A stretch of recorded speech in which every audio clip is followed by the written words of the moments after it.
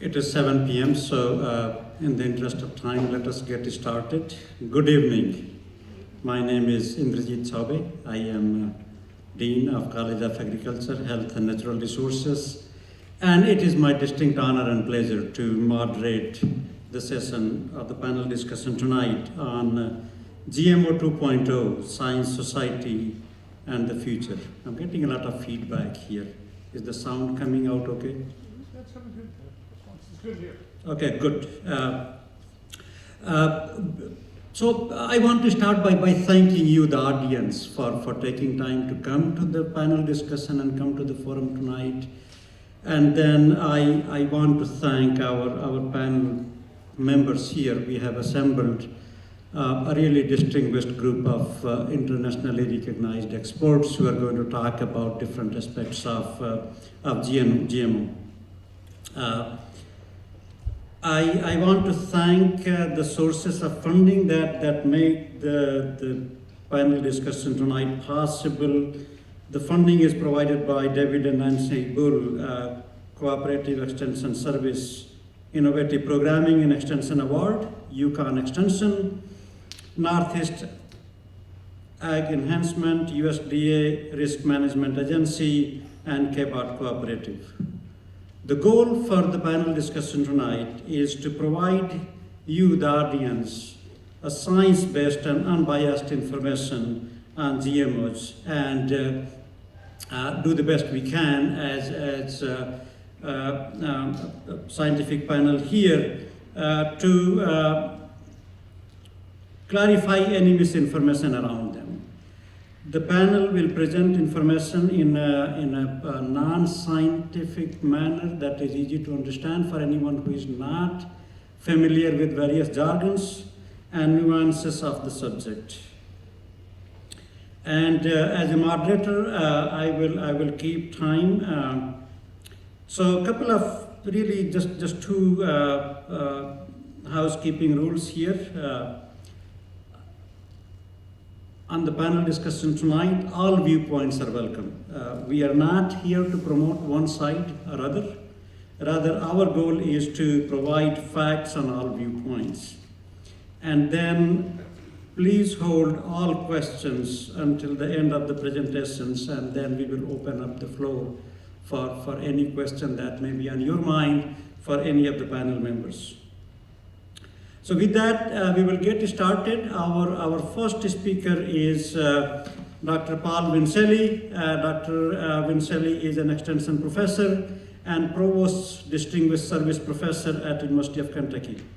His work focuses on plant pathology, including management of diseases of turf grass and forest trees, molecular diagnostics, international agriculture, and sustainability of food systems, as well as outreach on risks and benefits of genetically engineered crops.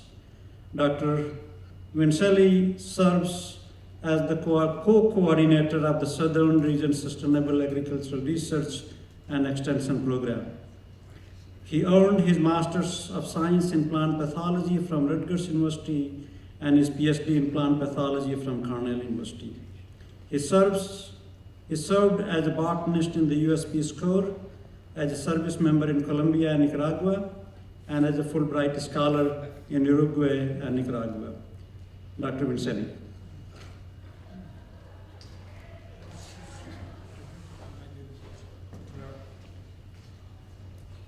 We're already having technical problems.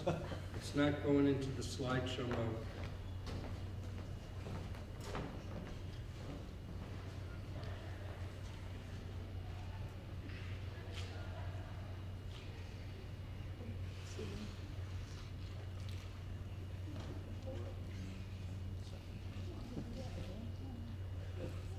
I don't know if this means I get extra time or maybe I should start talking and use the time.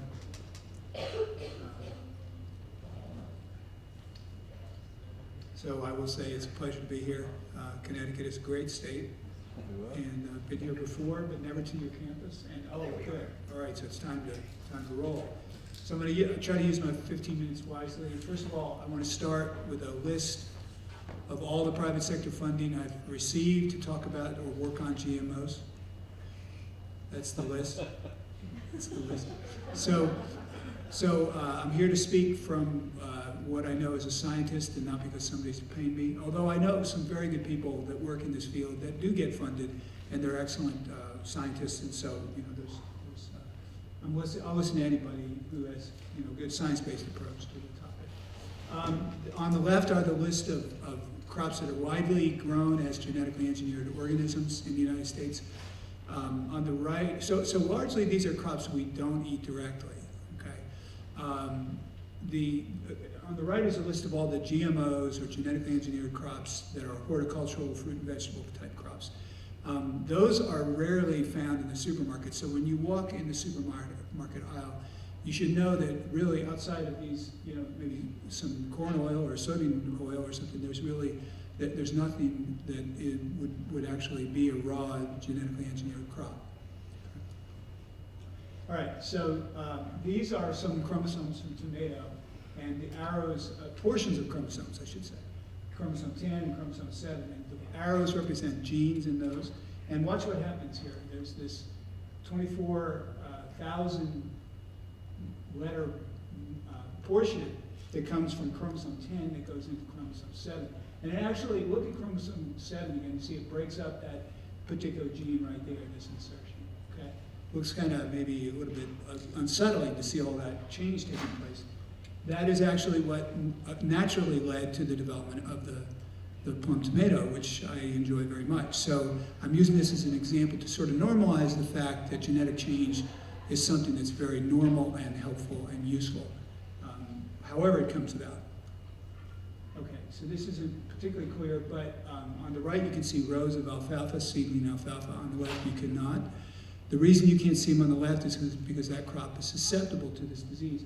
And the breeders have been able to achieve a high level of resistance, as evidenced on the right. And all this is trying to show you is they did that with conventional breeding. So genetic engineering is not the only way to improve crops. Conventional breeding remains very, very important. Was the DNA modified? Of course, yes. To have heritable change, the DNA must become modified. So that's why most scientists prefer the term genetic engineering instead of genetic modification. It's just a more precise way. But we're talking about, I think, the same thing. All right, so to understand what genetic engineering is, forgive me if this is too simple-minded, but it helps people to understand that this analogy, which is peer-reviewed, by the way. So it's like using a word processor. So I'm of Italian descent. So let's say that I'm writing a cookbook on Italian cooking, and I like this sentence right here, and it's in this one of my files. Okay, with genetic engineering, I can copy that file, and I can insert it into another file, which we all do, and it's the sentence is a gene. And so with the older techniques, what are commonly called GMOs, the insertion occurs randomly. So we might get the sentence or the gene inserted in its full length, and it's actually active, but its insertion point we don't control. Okay? So there's that bit of randomness in the process. The technology called CRISPR, which I don't have a slide, I left that slide out out of deference to my colleagues who may talk about this topic, but there are the latest techniques called CRISPR techniques. Actually, you can control the insertion point as well. So this is a huge advance in biology. But anyway, I want you to see this is the basic concept of genetic engineering. Copy and paste or type it out with using CRISPR. Okay, so this is a contrasting method of genetic change. This guy is working with a very dangerous chemical. He's protecting himself from this chemical. And what's he going to do with the chemical? He's going to paint on this chemical solution onto the silks of a flowering corn plant. And pollen is going to land naturally on that silk, and it will be exposed to this very powerful mutagen. And so that all these mutations are going to form in the surviving pollen grains. And so if there's fertilization, there's a lot of mutation that takes place. Uncontrolled, unknown mutation. And that's a conventional technique.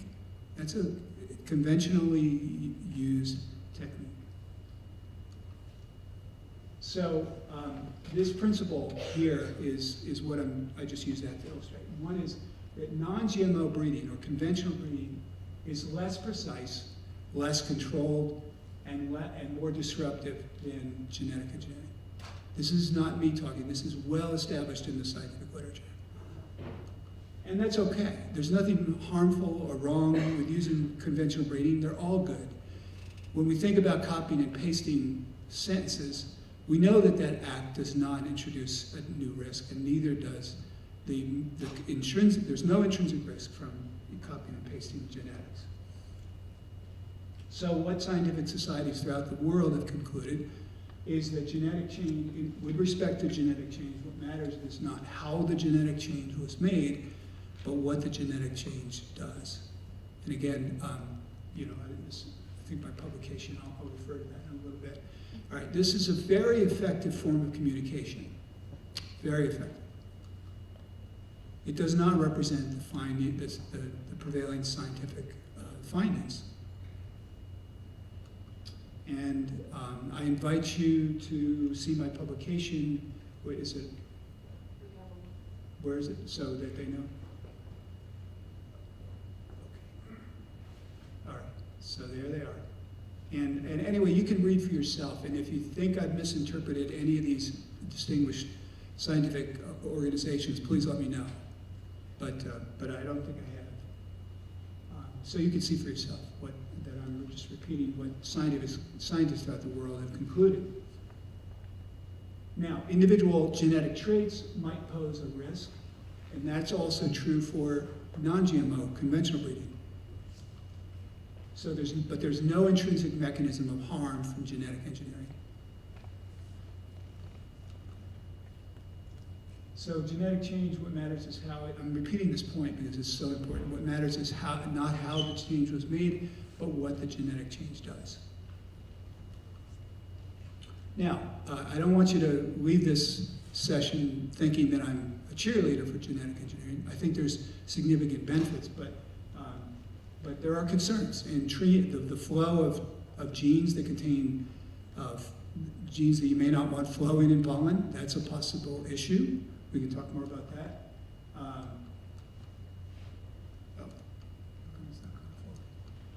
Can you hit the arrow, Gerry, and see if that helps? Okay, so we're stuck in. We need another assistance. So another concern I can talk about while we're waiting for this to be fixed is let's see, what did I put in? Transfer flow. Consolidation of the seed industry.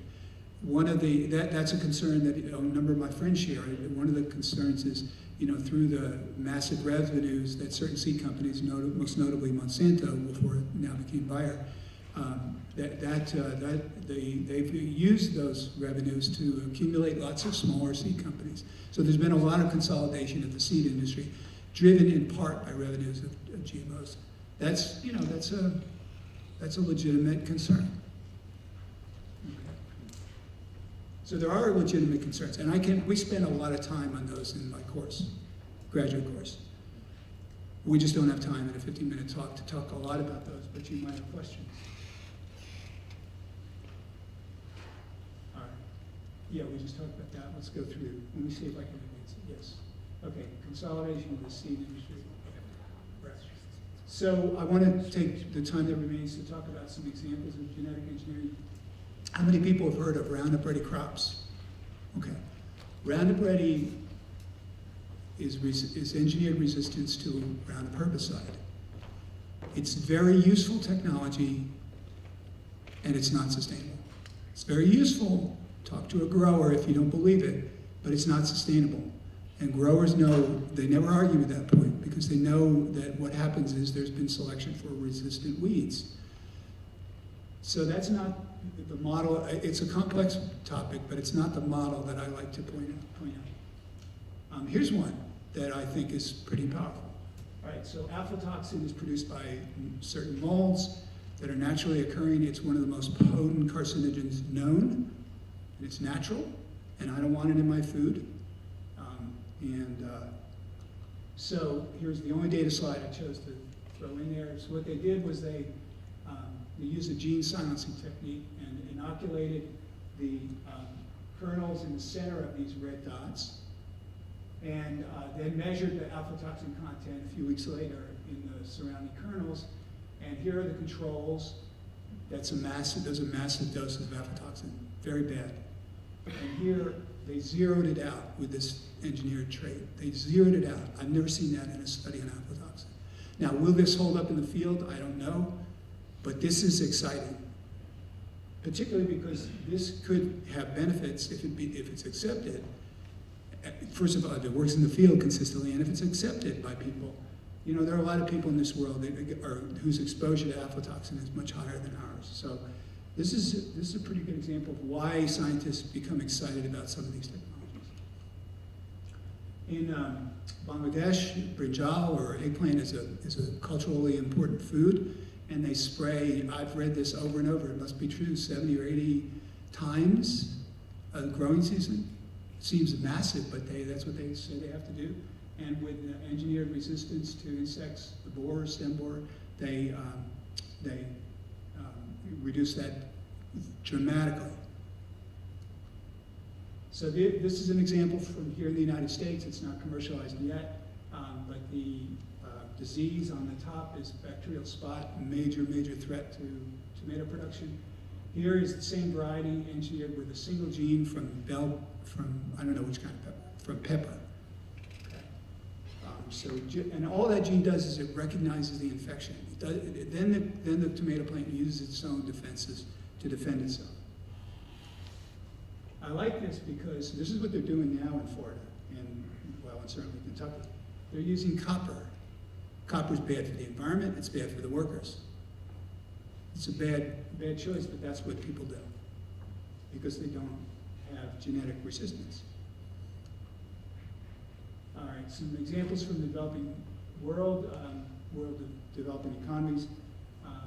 So bacterial wilt is a bacterial disease that colonizes, the pathogen of which colonizes the water conducting tissue, and you can see all the bleeding of the cells coming out in this cut surface, and so it causes wilt. And furthermore, it infects banana, and it causes rot. And they don't have a conventionally bred solution. They do have an engineered solution in Uganda, and it was developed largely by Ugandan scientists for Ugandan smallholders. So again, Ugandan scientists. So I think I brought it in under time, actually, but I do want to finish with this point, and that is that my thinking on this topic is that there is no umbrella GMO, and everyone is a different application in a plant for a particular need. So I think I guess I would appeal for considering each on a case-by-case basis. Thank you.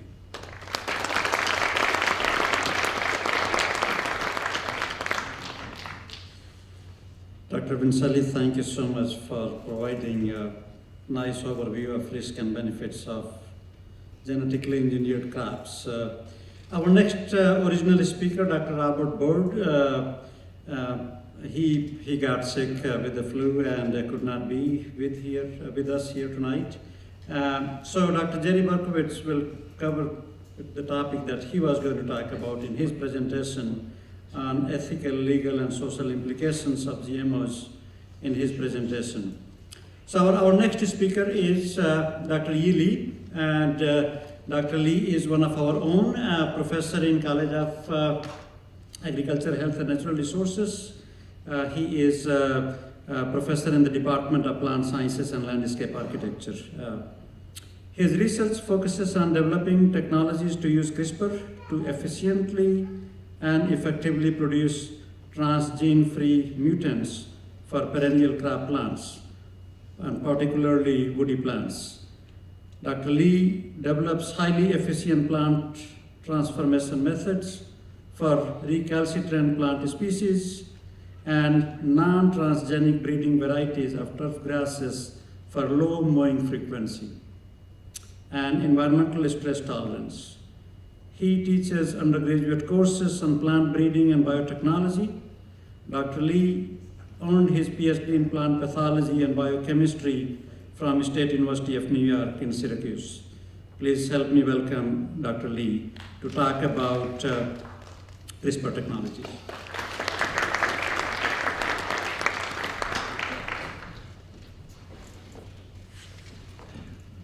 Thank you, Dean, for the introduction.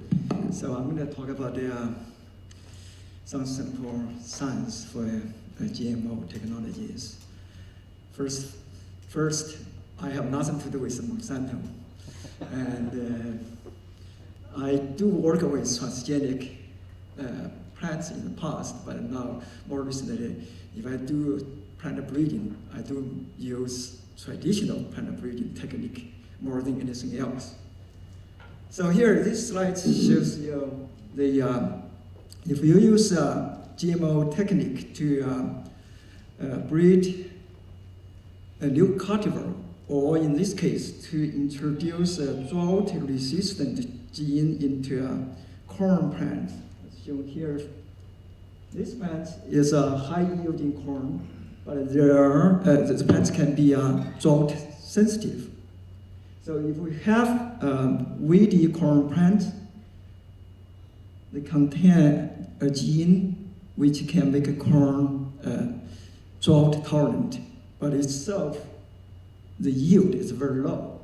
So when we use GMO technology, we clone the gene from this weedy corn plant, and then we do a fusion, make a fusion gene and insert the drought-resistant gene into the high-yielding corn. And then we can have high-yielding but also drought-tolerant corn plants. If you look at the molecular level, you can see here is, if you have this drought-resistant gene here in this weedy corn, we can clone this gene, just this single gene out, and then make its construct, plasmid, and then insert into the cultivated high-yielding corn. And then eventually we end up with high-yielding drought-resistant corn, but only have one single gene, in this case, inserted. This slide have a title here is that GMO is not a monsters. Here how the GMO is made. Often we use agrobacterium host the TI plasmid. In the TI plasmid contain a foreign gene or GMO gene in there. We want to insert it into crop plants to improve crop plants. So we use this agrobacterium to infect crop plants, and then we can select for transgenic plants or GMO plants which contain the GMO genes in the case of the drought resistance. Now, if you look at nature, for instance, you drive on Road 32, you see those kind of structures. This is called ground gouge structures. Agrobacterium is a naturally occurring soil bacteria. They insert gene into many different plant species, including many trees. Here is what they have done is agrobacterium have inserted their tDNA or their gene into plants. So this is natural occurring transgenic plants. Recently, there's an article in PNAS published. It has been shown that in a cultivated sweet potato that contains the tDNA gene from agrobacterium. So this is a natural occurring transgenic plant potato, sweet potato. We have consumed this for thousands of years. So we have a lot of actually naturally occurring transgenic plants, and that was made. This was made by agrobacterium. Started from 1997. In this country or many other countries in the world, we have several major transgenic crop plants. For instance, transgenic herbicide-resistant soybean, cotton, and corn, which is BT corn. As you can see here, in the US, almost near 100% of these three major crops now are GMO or transgenic. If we have consumed GMO food since 1997, in the supermarket, 80% of the packed foods contain GMO ingredient, but most of us do not know because there is no labeling on those food products. So you cannot tell which one are transgenic or non-transgenic. But the experts estimate 80% of them contain GMO ingredient.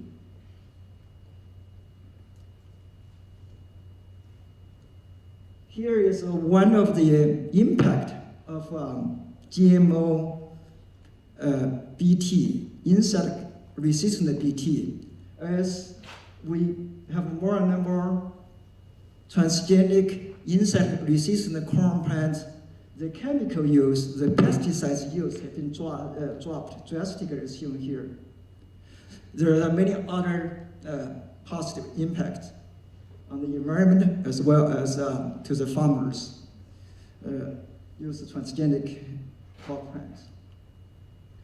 Here, this slide shows you at the DNA level what happened or what's the difference or similarity between the traditional breeding and GMO technique. Traditional breeding, if you have this drought-resistant wheat corn, as I showed you before, in the gene here, this is the gene.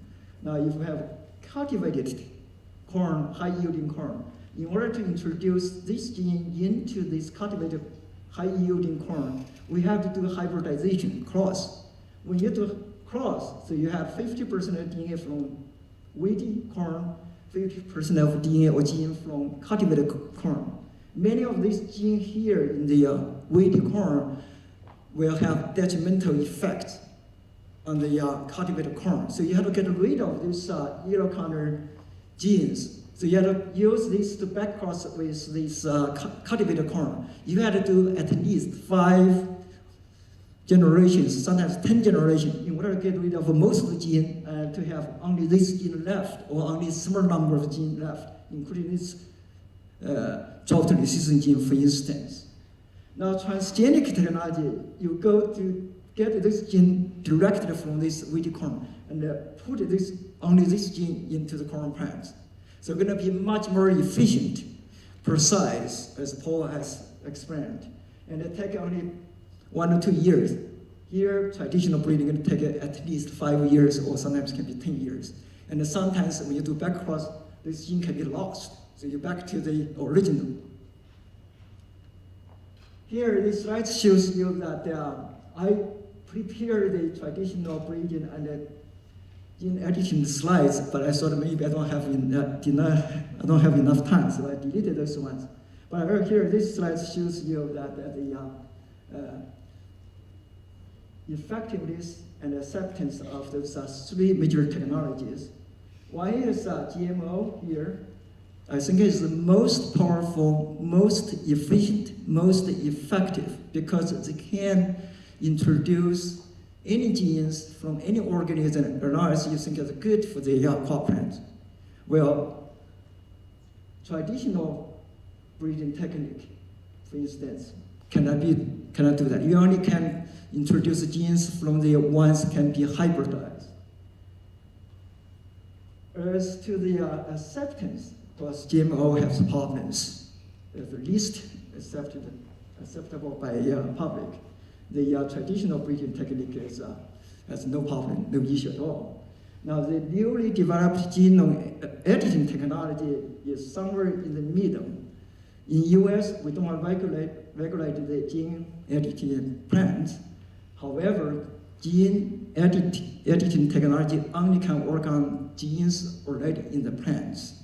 So they are limited in terms of what type of genes they can use, what kind of phenotype or traits they can create.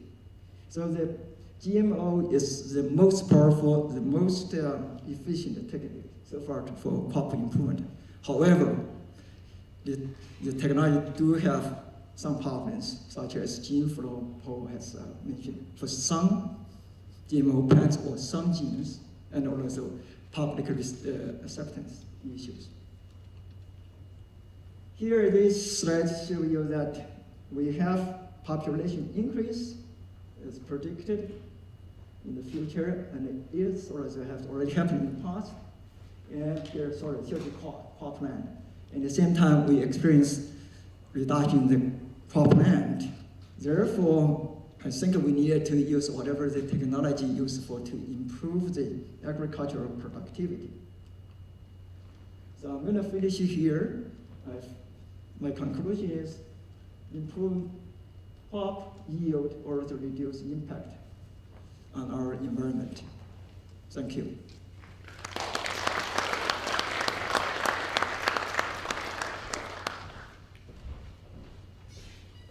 Thank you, Dr. Lee. Our next speaker is Dr. Gerry Berkowitz. Dr. Berkowitz is going to make two presentations. One that was going to be made by Dr. Robert Berg on ethical, legal, and social implications of GMOs, and also cover his own topic on GMOs and big agriculture in the US. Dr. Berkowitz is a professor in the Department of Plant Science and Landscape Architecture here at UConn's College of Agriculture, Health and Natural Resources. His interests are in ion channels, pathogen response signaling, photosynthesis, and plant-water relations. Dr. Berkowitz has taught several courses here in our college that focus on biotechnology, agricultural technology and society, vegetable production, organic production, organic agriculture, plant-water relations, agriculture and the environment, and cannabis horticulture. He earned his Master's of Science in Crop Physiology from Texas Tech University and a PhD in Plant Physiology from Brandeis University. He has served as a program director in biology several times during his career at National Science Foundation. Please help me welcome Dr. Berkowitz.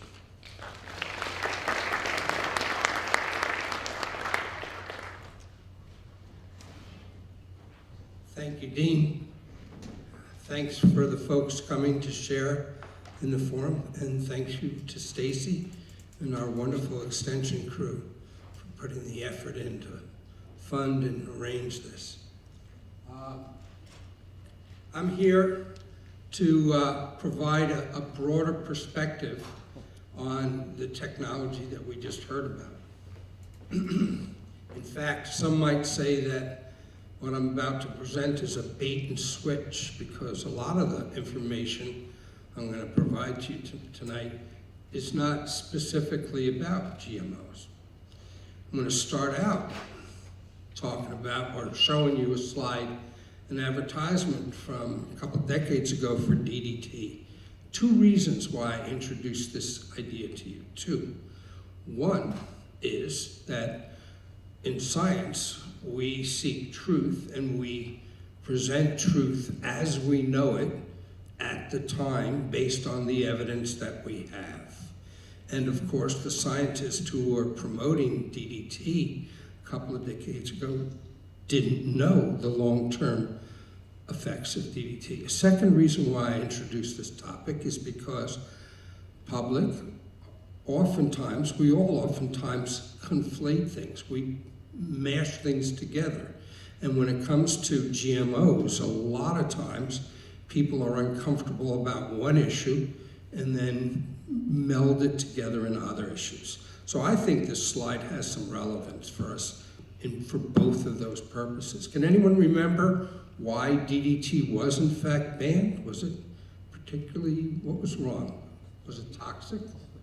Effects on wildlife. So it was exactly, it wasn't particularly toxic. It had other effects that weren't recognized immediately, long-term effects on the ecosystem, because it persisted in the environment. Anything that you generate that's not a natural chemical typically has less microorganisms in the environment which are breaking it down. So in the case of DDT, it wasn't breaking down. Okay, now I switched my talk because in the last couple of weeks we heard a second remarkable lawsuit against Monsanto. I think it was March 27th, where a judgment of $80 million was given to a citizen who had claimed that Roundup caused cancer. Okay, so what's the story? What I tell students in my class is, if you have chlorophyll or if you're photosynthetic, then you need to worry about herbicides. Generally speaking, what herbicides are targeted to are biochemistries that are not present in animals, and that in fact is true. Certainly true with Roundup.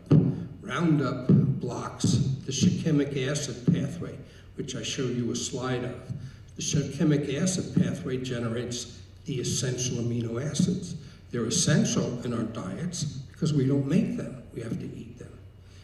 Plants generate them. So Roundup is affecting a biochemical process that's not present in our bodies. So it's not particularly toxic. I want to show you here what's called an LD50. That's a way to evaluate relative toxicities.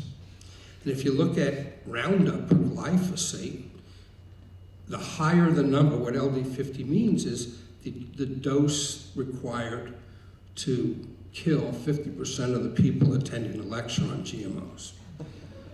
So the higher the number, the more it would take to kill half of y'all.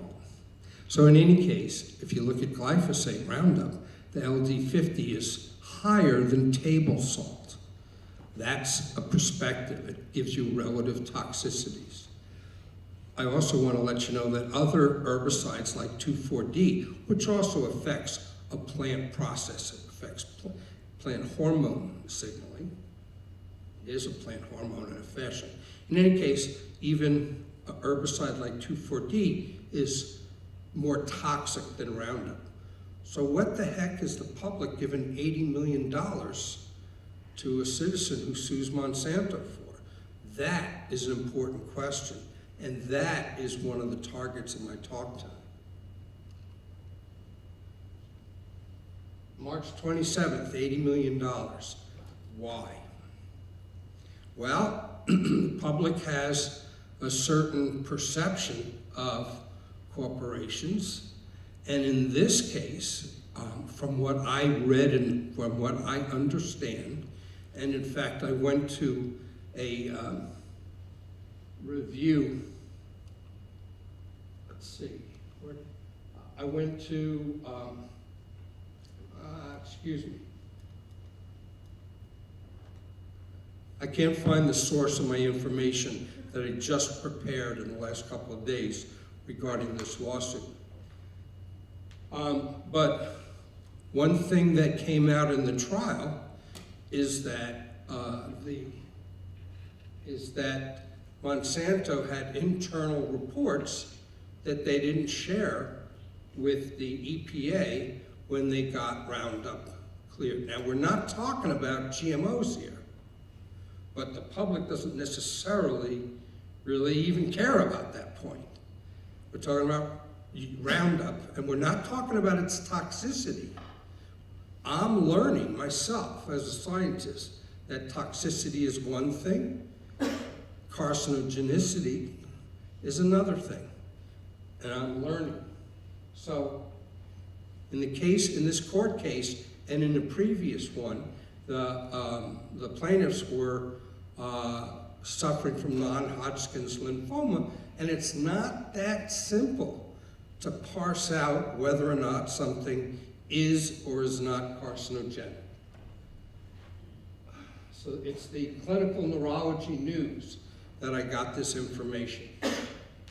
And what the court decision was based on, from what I understand, is that Monsanto had some evidence regarding potential carcinogenicity, of Roundup that they didn't include in the reports filed to get approval. Now, is it carcinogenic or is it not carcinogenic? That's not an easy question to dissect. If you go to the US EPA, the US EPA says, quote, Roundup is not likely to be carcinogenic. On the other hand, the UN's WHO, World Health Organization, has a international agency for research on cancer. And the IARC looked at, did meta-studies, where they looked at many, many published studies, just like EPA did. And what the IARC from the UN concluded was that Roundup was probably carcinogenic to humans. And that, ladies and gentlemen, is why the court ruled what they did, why the jury ruled what they did. But if you look under the hood at this, you'll see that this agency from the UN, the IARC, has evaluated nearly 1,000 compounds, and there are very, very few of them. You can count on one hand that were not labeled probably carcinogenic to humans. So you see what the issue is here. These are not simple ways to discern long-term health risks. Well, issues of when we have an agrochemical in our environment. So I just included that because this court case was just a couple of weeks ago. Okay, so some of the issues I think that I'm going to address is, why do we have 200 million acres of transgenic crops grown in the United States? And with all due respect to my colleagues, I think that there's no question that consumers looking for the least expensive food are what's driving the use of GMO crops. And the crops are really, we're talking about BT, of course, and Roundup resistance. Any kind of next generation technology for improving nutrition is really not what's on the table. Of the 80 million acres of crops in the US that are GMOs, 95%, 99% are BT or express BT or Roundup resistance or both. So that's really the issue that I want to focus on. Now, one thing I want to share with you, as you heard from Dr. Lee, is that the technology is straightforward. You can use agrobacterium or what's called biolistics. But one thing that you need to do is not only transfer a gene that has a certain trait that you want to express in plants, but you also need to introduce a selectable marker, at least with the traditional technology. And maybe, in fact, Dr. Lee's doing some world-class research that might avoid that in CRISPR. But for the vast majority of crops on the market now, they used a selectable marker, and the selectable marker that they used was antibiotic resistance. They used antibiotic resistance because they could put antibiotic in the petri dish when they're looking for positive transformants. They can select on the antibiotic. Now, what the technologists did in the first generation of transgenic crops was put the selectable marker gene and the transgene of interest, Roundup resistance, BT, under the same promoter. And that promoter was a constitutive promoter that would express both genes in all cells of the plant through the entire life of the plant, rather than taking two promoters and putting one promoter, putting the antibiotic resistant gene under a constitutive promoter expressed only in the petri dish. and not in the plan. Why didn't they go back and re-engineer the construct? It's because none of you folks were sitting on the board as a public advisory panel, in my opinion. And I think that the public should have knowledge and should share in these discussions. Do you see my point? Okay, we heard from Dr. Lee that, in fact, our transgenic technology is reducing pesticide use. That's certainly true. And if you look at agrochemicals altogether, this is a fairly old study. I don't think it's changed a whole lot. But basically, you have a decrease of pesticide use due to BT, expressed transgenic crops, but you have an increase in herbicide use. And by the way, herbicides replace labor. Labor is one of the most expensive things in agriculture. So there you have it. Organic farmers don't use herbicides, they cultivate. But nonetheless, the price of food is of course affected by the costs, and without question, Roundup reduces the cost because it reduces labor, but the net is an increase in chemical use when you're looking at transgenic crops. That's from what I found. We also heard tonight that the increasing population is driving a demand for increase in food.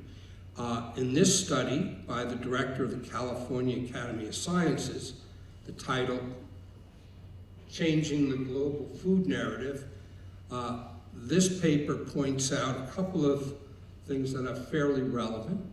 Number one,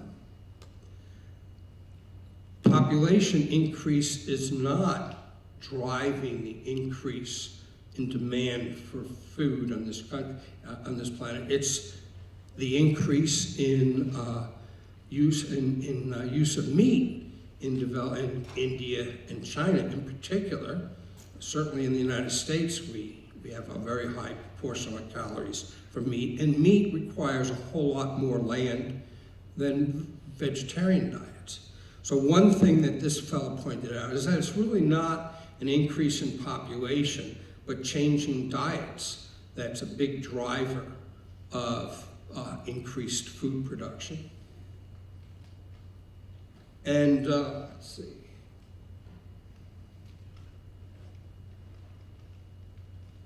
And really, the technologies that have been already commercialized regarding GMOs are not really giving us more food or better food, but cheaper food. I think that's fairly straightforward. Okay, so this is a heck of a picture. What this picture is the protein, a three-dimensional construct of the protein in the gut of the larvae of Lepidoptera and Coleoptera insects, caterpillars. And this protein is the receptor for BT. And we don't have this gene, we don't have this protein in our guts. Insects do. Now this is the protein that is the receptor for the BT toxin. Now, what do you know about genes and evolution? Genes mutate. So anything that's, and generally this is true with pesticides, any kind of physical pesticide like diatomaceous earth that physically assaults an insect is much more effective and stays effective and doesn't get resistance as quickly as an agrochemical. So now, BT. We didn't hear it tonight, but BT is a certified organic pesticide. It's used by organic growers. Many people in the GMO business will say, we're using something used by organic farmers, and that in fact is true. But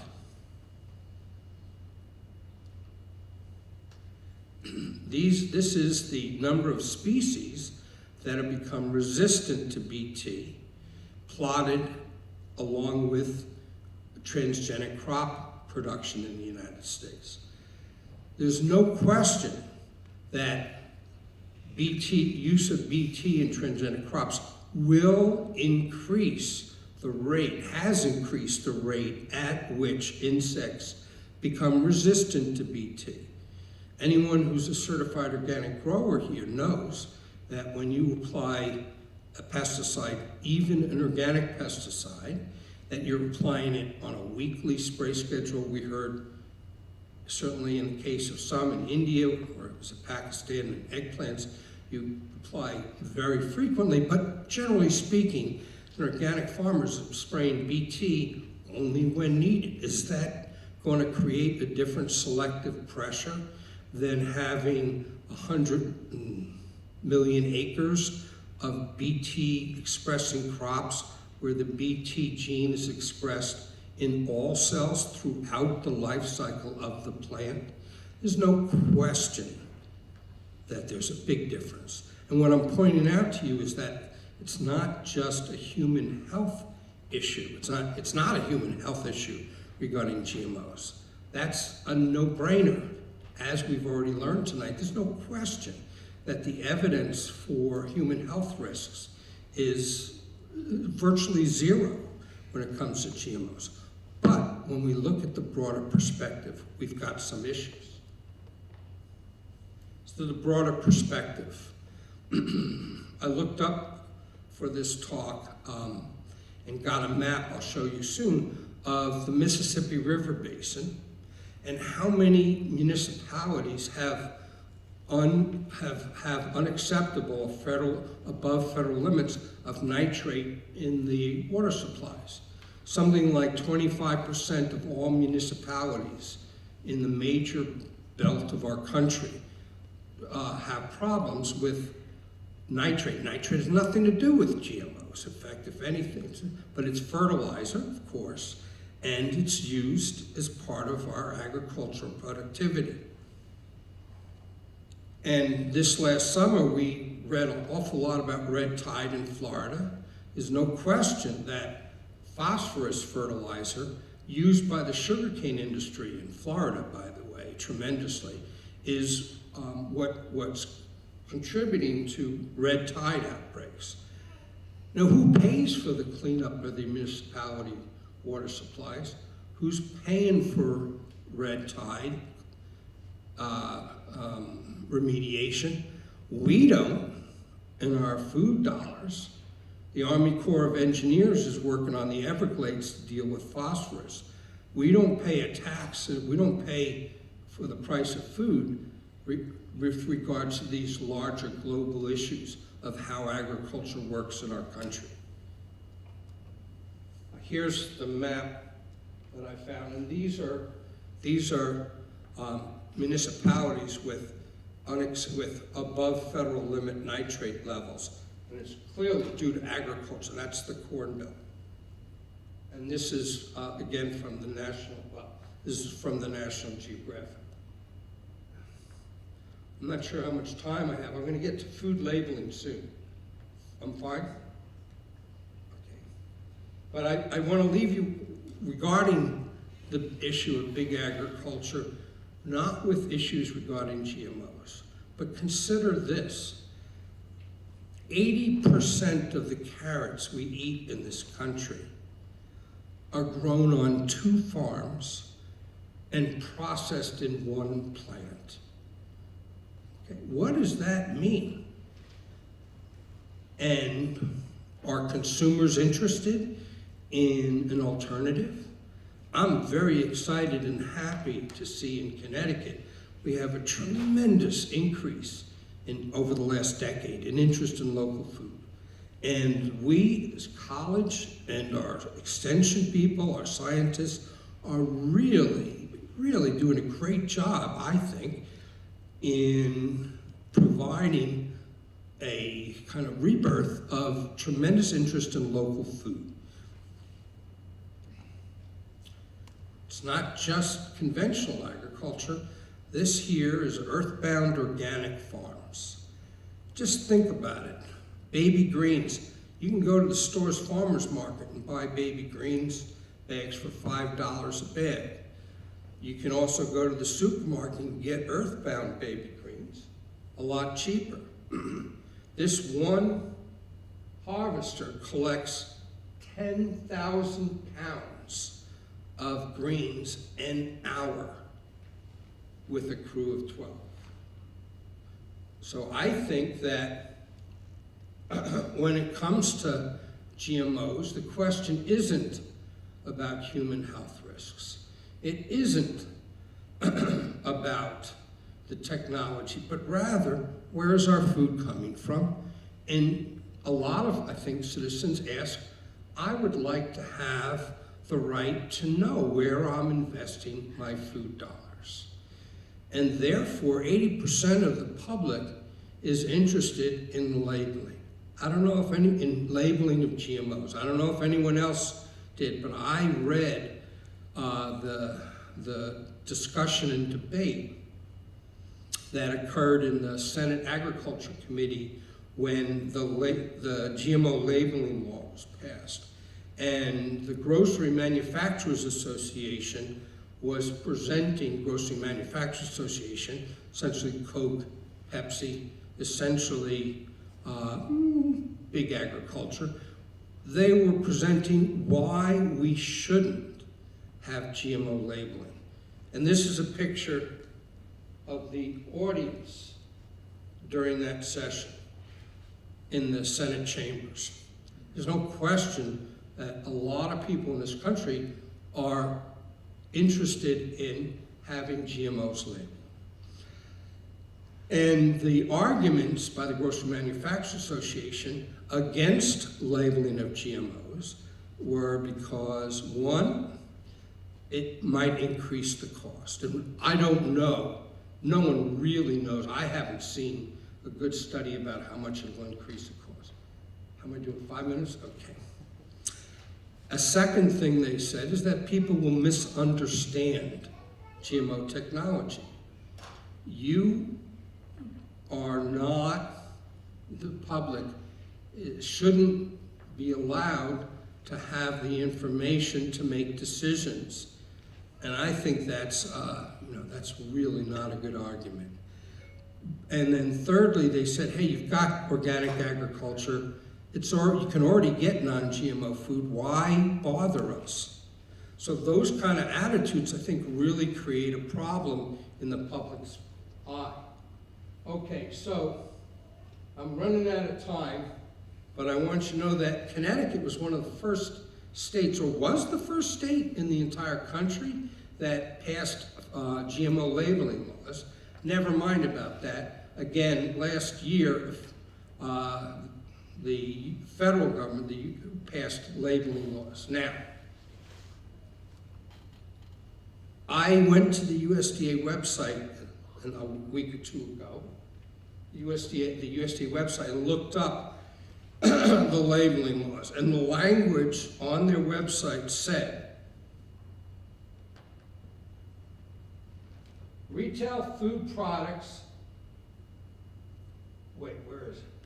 Here, there it is, the second sentence. It says, you will see words, a symbol, scannable links, text instructions, or in some cases, phone numbers or web addresses that convey the information. So that's what was on the website. So I emailed, didn't get a response. I called them, and they told me I will get a response sometime after May 1st. But I asked them, does that sentence mean that that symbol is going to be on the food? Or is that going to be on the food? And the USDA couldn't answer me, and they're checking it out, and they'll get back. But what I want to share with you is that the federal law that was passed for GMO labeling is probably going to allow that, so that you have to scan the product with your phone and go to a website and then look up the food. And I don't think that's what people, the 80% of the population who are in favor of GMO labeling, were really looking for. And the federal laws supersede all of our state laws. So the Connecticut law goes out the window. I think I'm going to end with that. I've got some more information about food labeling in this country, food labeling laws. But I think I've shared with you a broader perspective. I haven't really talked too much about GMOs, but the broader perspective of the idea of people being concerned about how their food is made, where it comes from, and how they invest their food dollars. Thank you very much.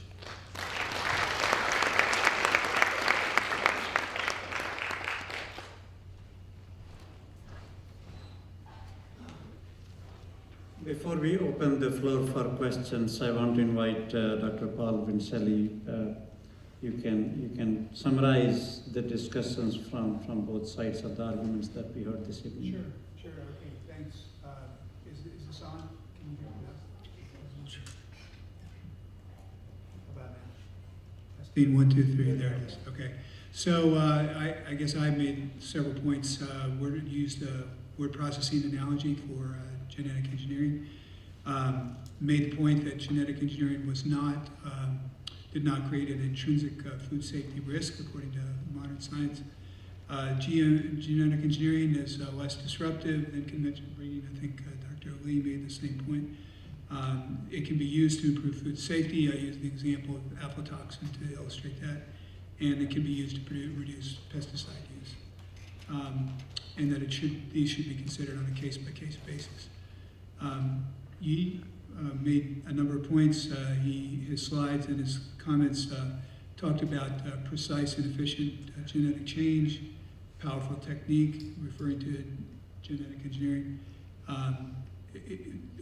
more expensive for deregulation, issues of public acceptability, and possible gene flow. He explained the concept of genetic engineering using drought tolerance and how genes are inserted by the natural bacterium, Agrobacterium tumefaciens. Let's see, I don't know if you mentioned the sweet potato. Yeah, you did. Yeah. So sweet potato as an example of a natural GMO, and illustrated several cases of applications, including virus-resistant papaya, golden rice for vitamin A, Arctic apple for reducing browning of apples, and BT cotton as a way to reduce insecticide use. He showed how BT corn has led to substantial reductions in insecticide use. He explained the impacts of hybridization versus genetic engineering, how there was more genetic impact with hybridization. He brought up the sort of the seesaw between acceptance and effectiveness, public acceptance and effectiveness, and made the point that improving crop yields reduces the impact of farming on natural resources. And then Dr. Berkowitz, let's see, okay. So he first of all started by reminding us that scientists seek the truth based on what we know at the time that we make a decision. How there was conflation of issues under the GMO umbrella sometimes. How glyphosate's LD50 or acute toxicity value is actually indicates it's more safe on that measure than table salt. But then also brought up the discussion about the $80 million lawsuit against Monsanto, or judgment, I guess. Yeah, judgment. Right.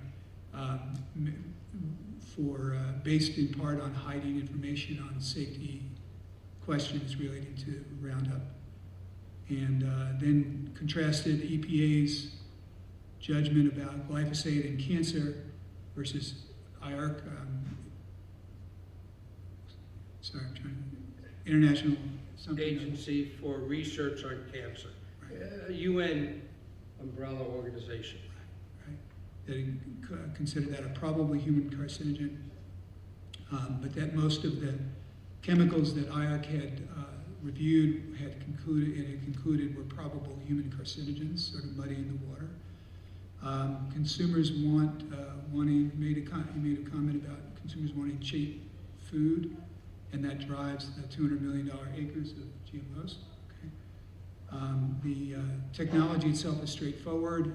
He talked about how there is in most of the traits being used, genetically engineered traits being used, there is a selectable marker for antibiotic resistance. He stated the principle that the public should have knowledge and share in these discussions with respect to food technologies. Is that Yes, thank you, Paul. Okay. And looking for affirmation, I want to make sure I'm representing Dr. Berkowitz properly. Let's see.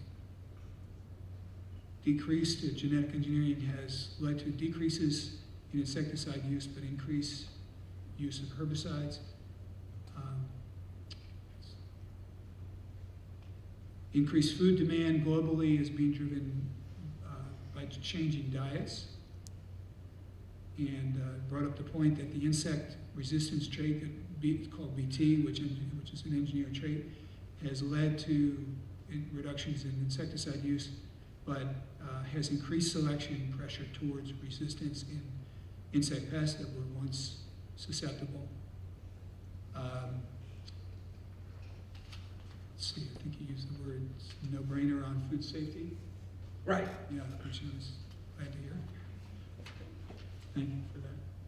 And the nitrate pollution of waterways, he brought up who pays for that, what is the true cost of our agricultural system was another question he raised. And closed here with advocating for labeling of GMOs. Thank you, Paul. Right. Thank you for providing the summary. We open up the floor for questions. We have got 2 student volunteers who will bring the microphone. So please wait until the microphone comes to you.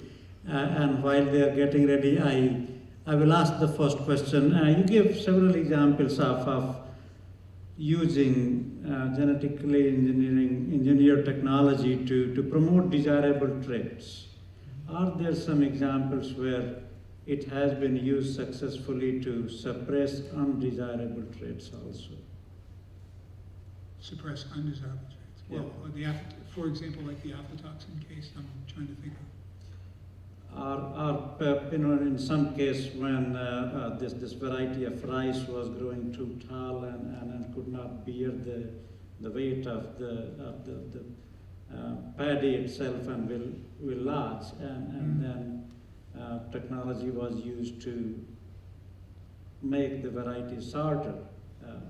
So are there some other examples like that where an undesirable trait in the crop is knocked out? Cindy. Can I answer the question? Sure. Okay.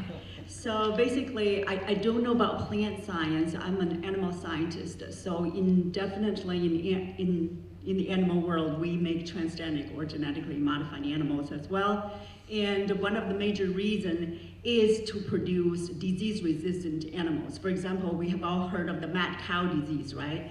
And there's a gene in the cow's brain that's transformed, basically making the cows having uncontrollable movements.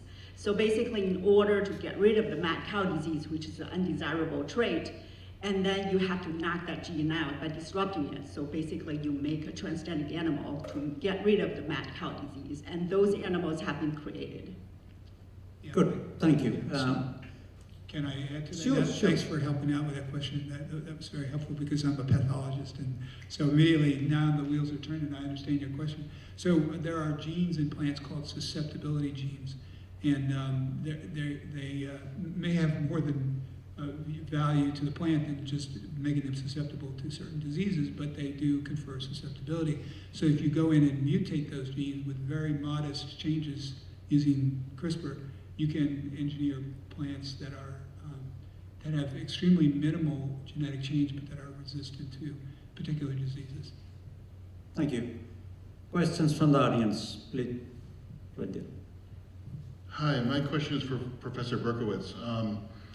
You brought up many concerns that you have about modern agriculture, things like water quality impacts, various other things, many of which are indeed legitimate issues, but many of which are not related to genetic engineering per se.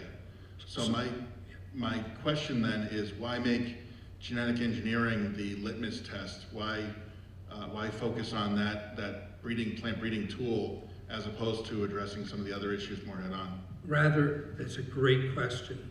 I think that question, I applaud you for asking that question. My last slide, my conclusion slide, which I didn't get to, said, is GMO technology any better or worse than many of the other technologies that we employ in agriculture?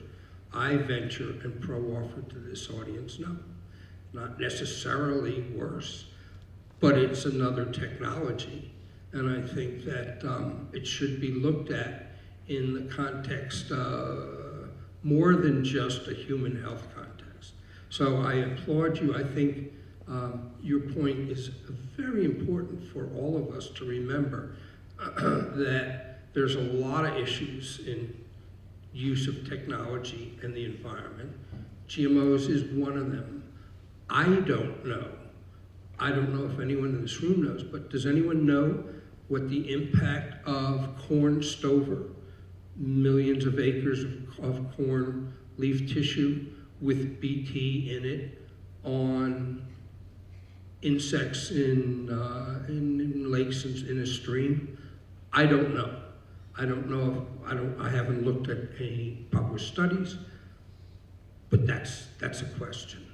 So I'm absolutely ceding to you that I think that it's important to realize that you shouldn't put GMOs technology on some kind of stake and skewer it.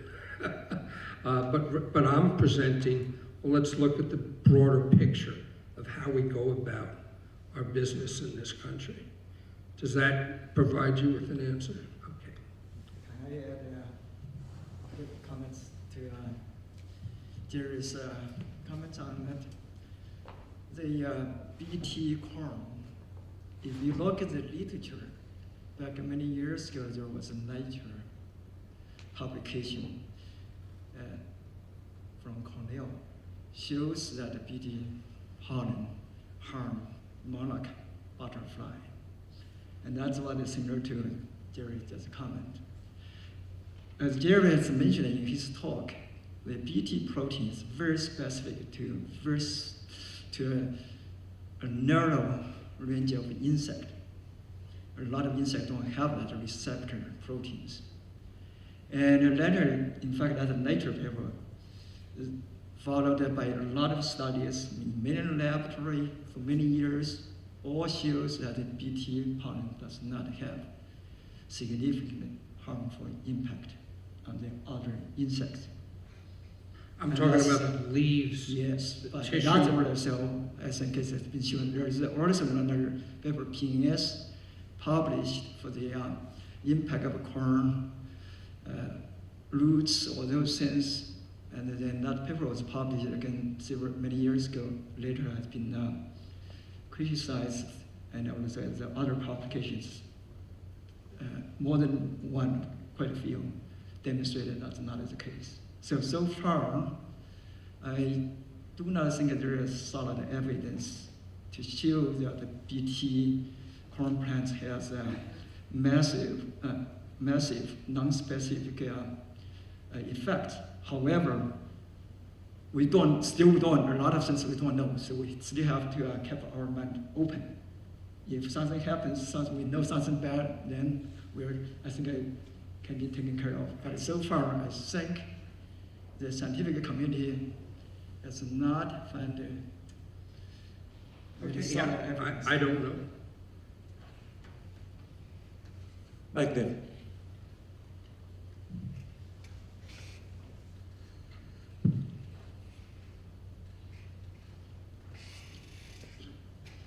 This question is for all members of the panel. It's mostly to take a look at and to see what your opinion on a certain thought for the industry is, particularly with labeling. So in terms of labeling, I can see two different types of doing it. Labeling that a produce has had genetic engineering, and then labeling particularly what kind of genetic engineering. The reason I make this distinction is because our first speaker talked about looking at GMOs as a case-by-case situation, and if we're going to do that, then you need to know the type of genetic engineering on produce. However, that's also a lot more expensive than just labeling a product as using genetic engineering. Out of these two options, which one do each of you prefer?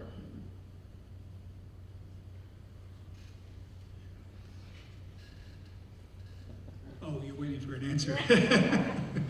I was waiting for the microphone to come back, and I was going to use that time to think about an answer, but I guess I'm on the spot. No, I'm actually grabbing the microphone. Well, I think the most important thing that I could say is that I'm in favor of the labeling of genetically engineered foods, not for scientific reasons, but for social reasons. I think that there's enough concern in the possibility of effects, and my experience in doing outreach is that there is usually the number one issue is food safety, which is why I emphasize it in my own comments. But you know, that's where people are, and they come by it honestly, and people want safe food. You know, I do too. All scientists want safe food, and we don't want to go to bed thinking we're causing harm, you know, or overlooking harm.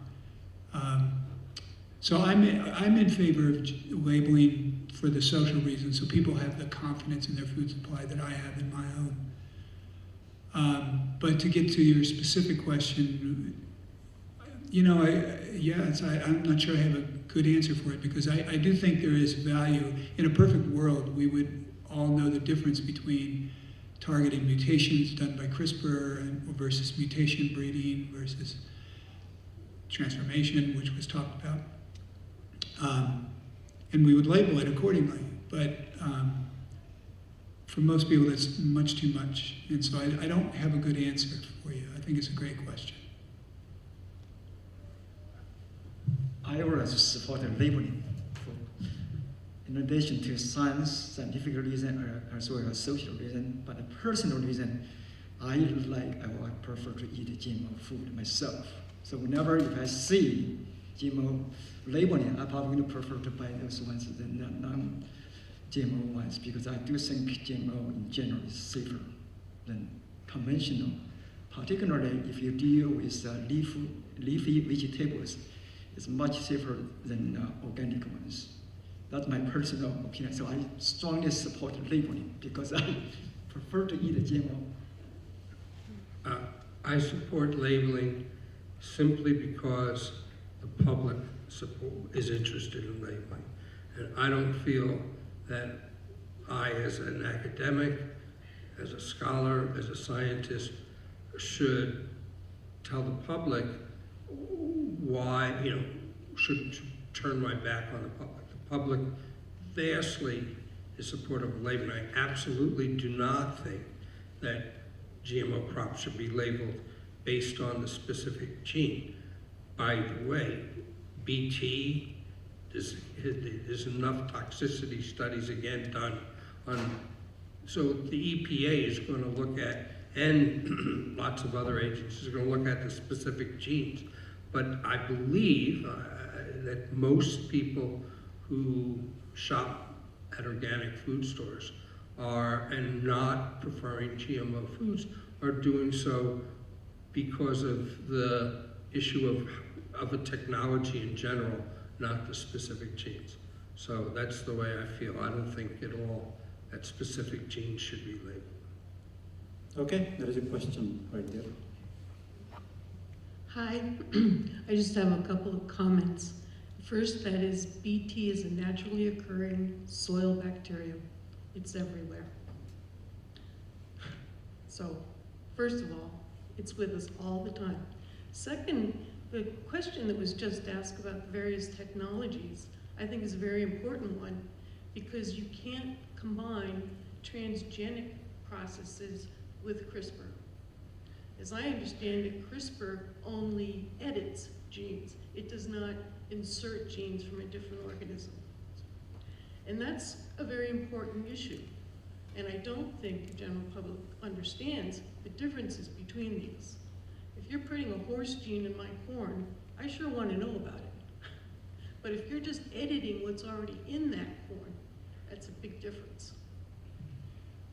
I'd like to respond. I think that's a great way of framing it. CRISPR technologies can be used to edit in genetic sequences that were not there. So it is possible to use CRISPR for more than just the targeted, very minor edits of what's there. It can include insertion of genes or deletion of long fragments of genes.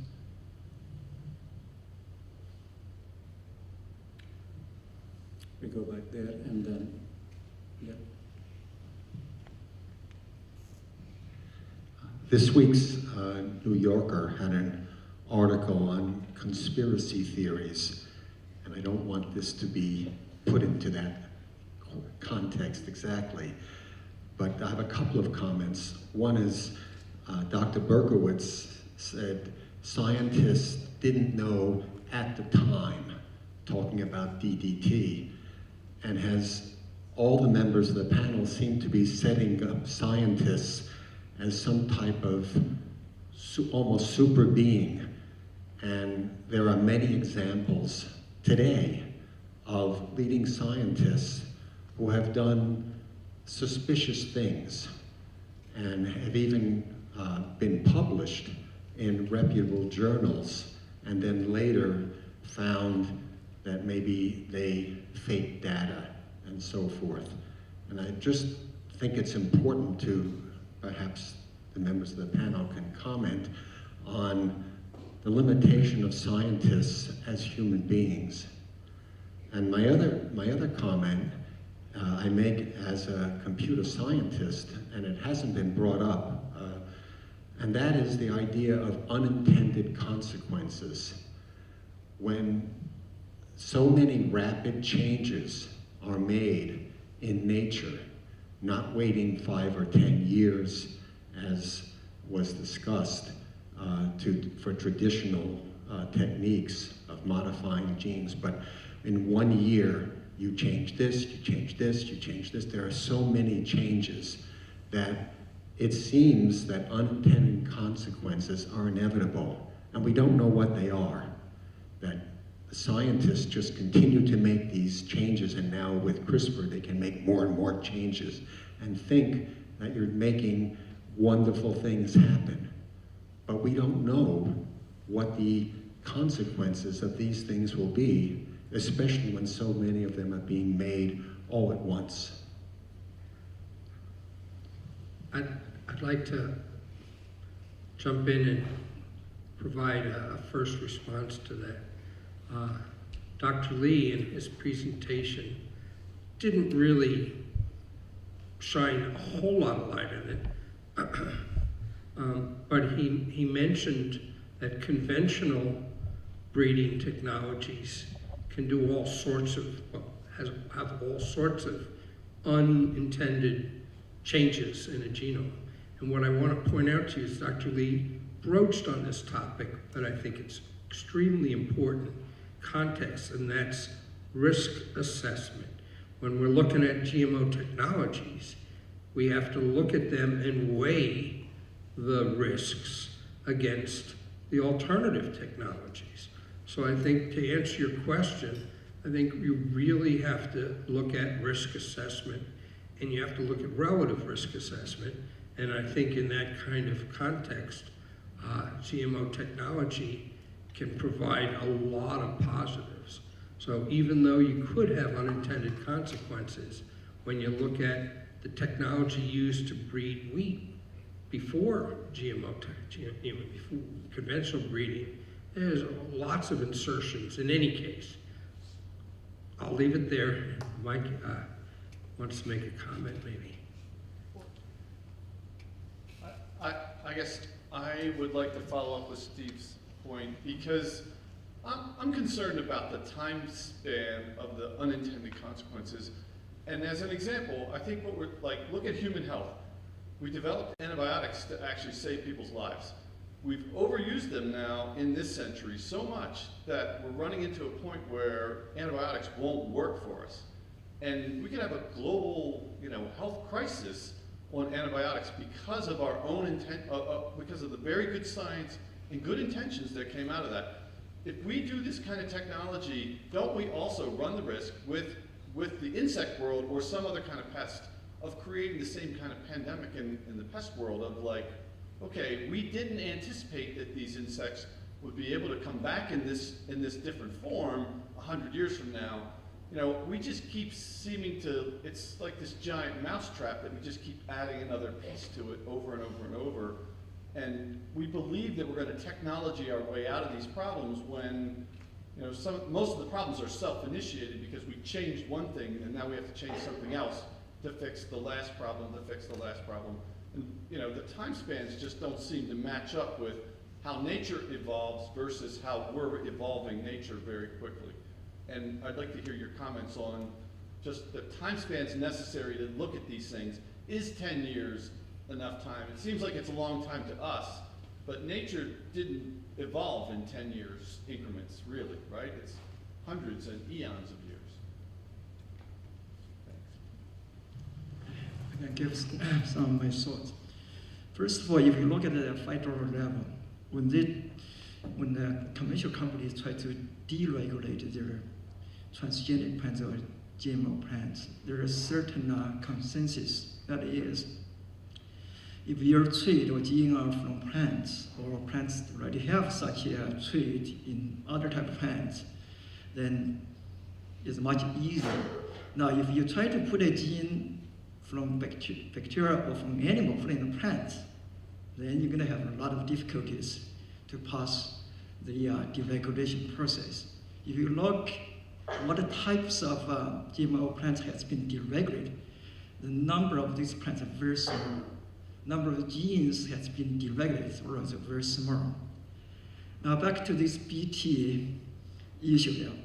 As I said earlier, massive use of this, so far we have not seen big problem yet, but that doesn't mean we will not see problem. So maybe time is too short, only 20 years so far, massively used BT kernel. But BT bacteria has been used traditionally for 70 years in organic agriculture. For 70 years, starting from France and then the US, so still widely used. So what's the impact of BT transgenic plants versus traditional use BT bacteria? What's the difference there? We're still not sure. Now, other things like herbicide resistant, those ones, the nature, most of genes are from plants anyway. You do not see any GMO plants contains animal genes. None of these can be deregulated. That's what, as far as I know. So we can, in the laboratory, you can do a lot of crazy things, but you're not be able to deregulate those crop plants.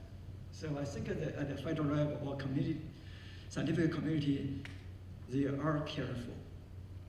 Since we can do a lot of things, GMO technology is very powerful, but we have to be very careful. I think that's right. That gentleman point out. There is a question back there, and then we'll come back here. So in traditional agriculture, to my knowledge, when we're dealing with insecticides and herbicides, there's an importance to rotating chemicals, to beginning with the least toxic, working your way up until you achieve an appropriate level of control.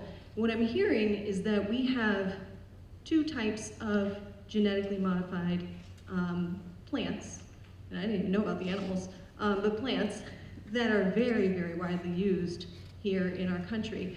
And what I'm not hearing is anything about rotating or about combining these genetically modified organisms and the control that they provide with other types of herbicides and insecticides to provide an appropriate level of control.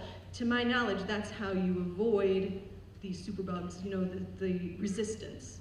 So what are we doing? Is there research? Are there best practices when using the BT corn or when using the Roundup Ready seeds to make sure that we are avoiding resistance? Is there anything going on there? Yeah, that's a great question. So I'd like to answer that. Go ahead. It looks like you were poised. Go ahead. All right, thanks. So, yeah, I think the Roundup Ready herbicide tolerance traits have been, were deployed without very much attention at all to the possibility of resistant weeds. And I think the fingers by academic colleagues have usually been pointed at Monsanto in that regard. But weed scientists seem to now be stressing integrated management approaches for the very problem that you've identified. With respect to the BT insect tolerance, insect resistance traits that have been widely used, I'm going to give you the answer that I give when I talk about plant pathology. I think it applies to diseases, to insects as well. I think there are two strategies for addressing the very risk of the buildup of resistant diseases. One is integrated pest management, more reliance on integrated pest management. That's the foundation. And the second is more reliance on genetics. So again, in a perfect world, we would have a system that allows for the rapid deployment of new engineered traits. And so, let's say in the case of a corn breeding program, you use a particular set of 3 genetic traits that are engineered to be on the same, to migrate together to move as a Mendelian character, is the best way I can say it. And they all operate in a different way, so they're attacking the insect or the disease in a different way. And then 5 years later, you rotate another 3 into the breeding program. You just keep doing this because there are many, many genetic resources we can rely on, and you could probably even rotate back to the first set after a few cycles away from it. So I do think the solution to that risk is integrated pest management and deploying resistance more wisely. As a plant pathologist, I can tell, the one thing I can say with absolute confidence for 35 years in working in plant pathology is there is no easy answer to fungicide use except genetics, and that includes conventional, but conventional breeding has not been enough. We're not there yet. I also know that there are different forms of BT toxin proteins. So the companies that try to rotate to use them or use 2 to 3 different types so that to avoid or reduce insect resistance, in addition to what Paul has pointed out, or rather to create a refugee area so that to let some of the area do not just plant regular corn, for instance, so insects can hatch there, can do more, grow normally there, so that to avoid the development of resistance. There are a lot of approaches, strategy has been used because industry do realize that problem. If you use one thing for a long time, you're going to have resistance. So that's, I think, I've been taken care of to some extent. We had a public forum some years ago in this college where we had Monsanto here with us. I don't know if anyone else remembers, but I asked the scientists from Monsanto about the issue that Dr. Lee just brought up, and the scientist said, we're stacking BT genes. There's, 7, 9 different variants, but they're variants. And stacking isn't necessarily going to, it'll delay, but it's not going to prevent resistance. I think one of the questioners asked, what's up with this issue of pesticides? And I think we have to realize that we're living in an pesticide era. Before World War II, there were no pesticides. Our agriculture relied, is that incorrect? I would say yes. People have been using pesticides for ages. Well, synthetic, Sure. Let me clarify that. I'm talking about synthetic pesticides that are not natural in the environment. I would say since World War II, is really the era of synthetic, well, arsenic is natural. I'm talking about synthetic pesticides. And I think that we're living in an era with a fixed timeline. I think there's, whether it's a couple of decades or longer, we're going to end an era where synthetic pesticides are effective. So I think it's inevitable. And by the way, someone brought up rotations and of course IPM, taking an integrated approach. All of these things are great alternatives that are going to make our environment and our crops healthier. There's no question. I believe that, certainly. So, an integrated approach and reliance on one technology leaves us in a vulnerable position. There was a question right here.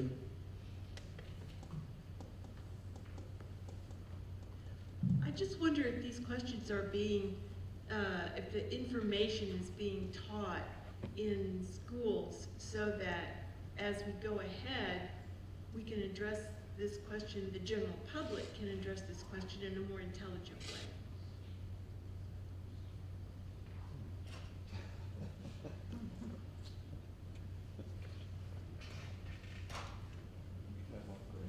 Is Jen Cushman?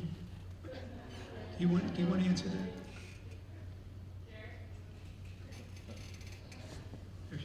So it is something that within UConn we are beginning to develop a secondary genetic engineering curriculum that can be applied within secondary school teachers, as well as informal lessons that can be used with 7 to 18-year-olds in informal settings. In a couple of weeks, I'm going to run what we call Camp DNA at our college, and I get a dozen high school teachers in, and I provide them with tools and resources and support so they can go back to their schools and replace boring lessons and labs on genetics with experiential things. And I also was funded by the government to put a website for high school for teachers, www.biologyteacher.uconn.edu. It's got lesson plans, and I do think that's a really important point you brought up. I'd like to add one point addressing the education part question. So in UConn, at the undergrad level, there are 2 courses, at least that I know of, that talk about genetically modified animals and crops. I teach the genetic animal part, and I do a lot of genetic engineered plants. And Dr. Wang has another class that teaches also genetic engineering, and many different aspects of genetic engineering. And at the UConn GMO group, we're discussing developing a gen ed class at the university level, basically titled Everyday Biotechnology. So basically including many different forms of biotechnology that people are going to live with in the next 20, 50 years. There is a question there. So before I address my question about food waste, which is a topic we didn't necessarily get to, I just want to say the USDA, I just looked it up, says that we raise around 30 to 40% of the food in this country. And on top of that, the UN estimates it's about 35% in the world. And of that, 80% of the food waste comes from developed nations. So we can look at that socially, economically, and politically, but oftentimes it seems to come from the conventional food system.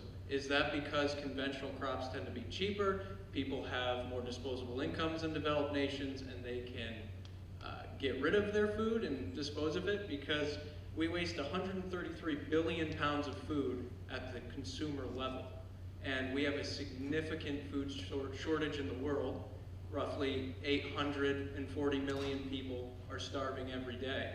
What can GMO crops do to fix that, if anything? And what can we do as a society to work towards doing something better?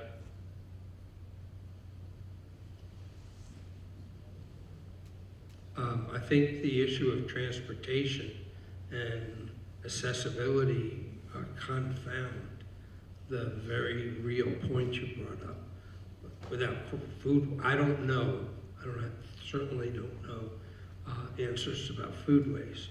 But the little I do know, I think the problem is in areas where there's great need, distribution is an issue. That confounds an answer, but that's not, of course, the only answer. The answer is lots of food waste and how to deal with it. I applaud you. Yeah, I just follow up on what Gerry has said.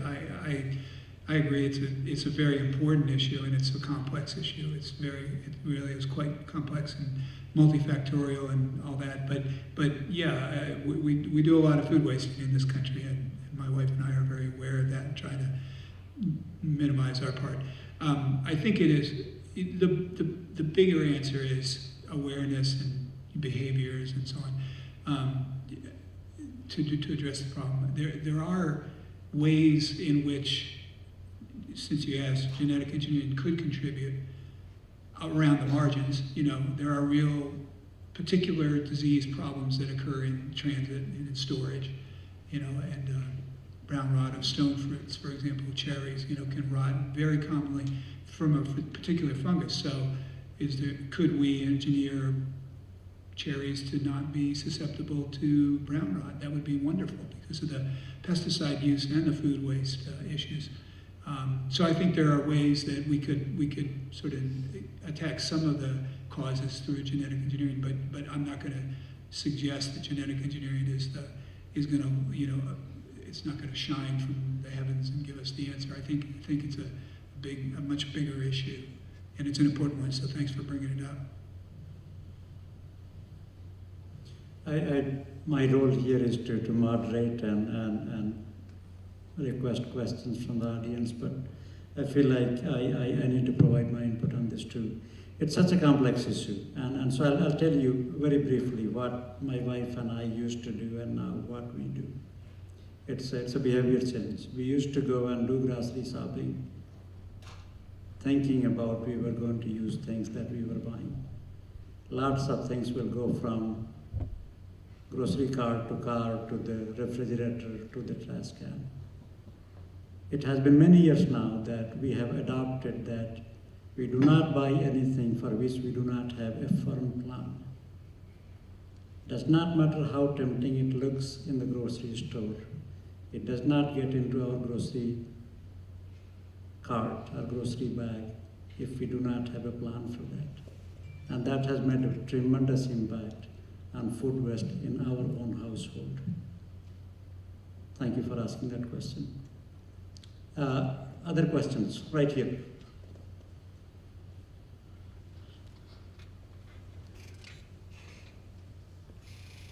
Thank you. So my general sense from the presentations was that the potential of biotechnology and genetic engineering research was really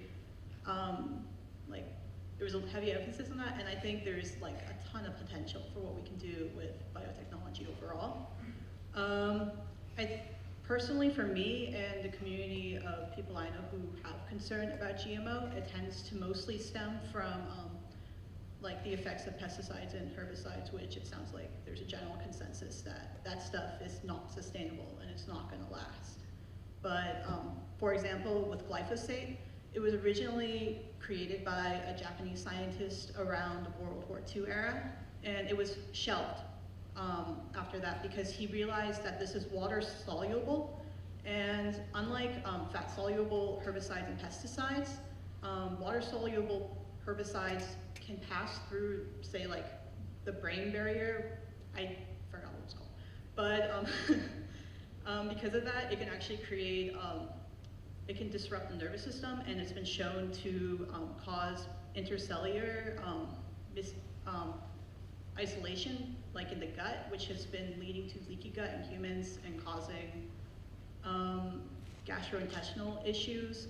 They've been seeing a huge rise in this since the 1970s when glyphosate first entered the market and people started spraying it. It was actually not so much the farmers as it was people spraying it all over their lawns that was causing this issue. So I think probably the public, we're more concerned about, like, I don't have any concern about so much GMOs in general as like the ramifications of pesticides and herbicides. And I think making those sort of distinctions is important for allowing GMO research to continue, but also like promoting human safety.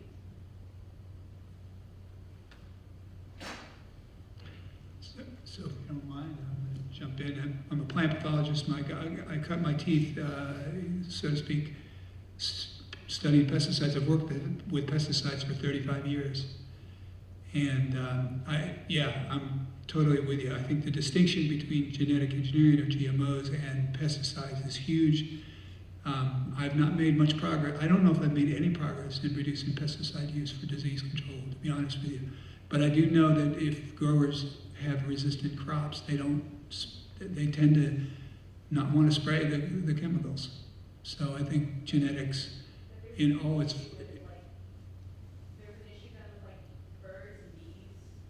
No, I think I'm agreeing with you that there are... When the pesticides are like in the crops and then birds consume that, they've been showing that it has reproductive issues with some birds. Yeah, I think we're on the same page. I'm not at all in favor of pesticide use. I work with them, but that doesn't mean I like them. I think it's important to know how they work in Kentucky or Connecticut, to study them in their, and find out what they do and don't do, and what the consequences are of using those. So I'm in agreement with you. What I'm saying is that reducing pesticide use as a plant pathologist is very hard without genetic solutions. I don't know what the solutions are, really. Can I comment on that? Yeah. We usually don't talk about the Dust Bowl when we talk about GMOs, but really the search for genetic solutions to why we had soil failure sort of came after that, because we saw that our organic crops for some reason weren't yielding anymore and they were depleting the soil. And so we assumed that they were just weaker. And yes, they're not necessarily as good as like genetically modified crops, but what they found is really it's the microbiome that was allowing organic plants to be really strong and turn out really high yields. And so I guess some doctors are suggesting maybe returning to traditional, like sustainable crop rotation and those sort of practices actually has a benefit for raising up the microbiome in the soil, which in turn leads to greater plant health, which reduces the amount of herbicide and pesticide use we need to use on them because the plants can take care of themselves. Though I know that there's the issue with like how much the plant can then produce, but there's some suggestions because the soil in GMO plant fields are much lower than ones where it's organic plants being raised. Those fields that are having organic crops tend to have higher plant yields in general than GMO crops because they don't have a microbiome that's supporting the plant roots and and there's not as much nutrients and natural defenses getting into the plants.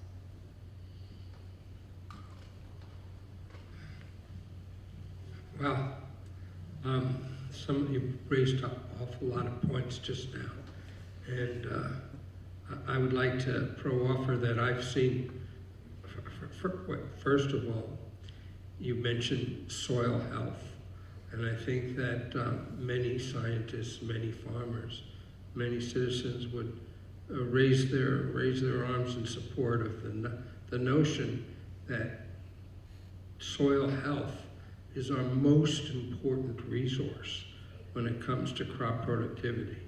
And there are some actual government programs that support soil husbandry. You know, we've reduced our reliance on moldboard plowing, and soil conservation has really changed in this country in terms of bulk density, keeping bulk density low by alternative tillage.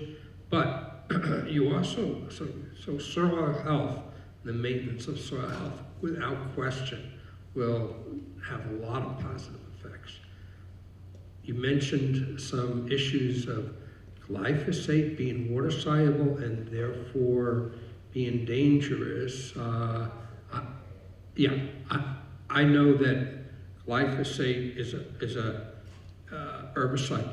It actually has a very low residual life. It breaks down rather quickly when it hits the soil, and it doesn't have a lot of residue, glyphosate. And I know of no published studies that I've seen that talk about glyphosate in terms of a danger because it's water soluble and in humans.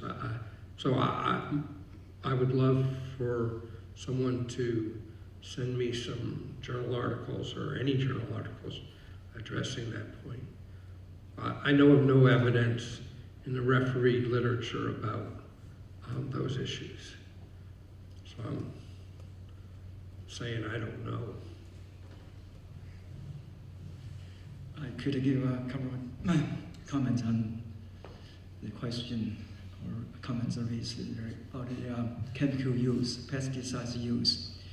If you look at the agricultural history, particularly Green Revolution, started from 1950 to 1980.